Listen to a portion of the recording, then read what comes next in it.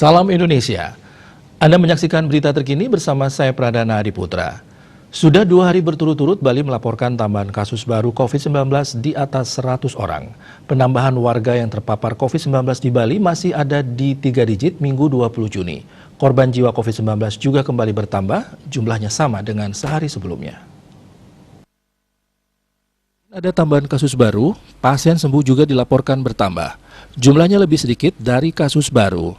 Menurut data Satgas Penanganan COVID-19 Bali, terdapat 106 kasus baru.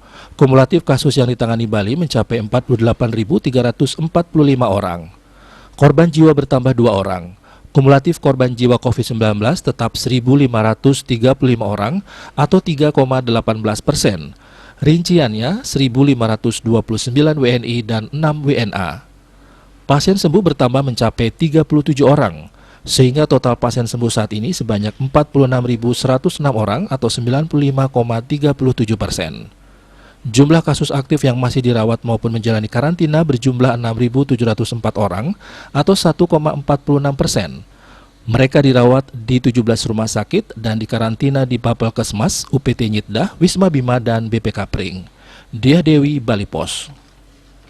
Untuk mencegah penyebaran COVID-19, ingat pesan Ibu, selalu terapkan 3M, wajib memakai masker, wajib mencuci tangan, dan wajib menjaga jarak, serta wajib menghindari kerumunan.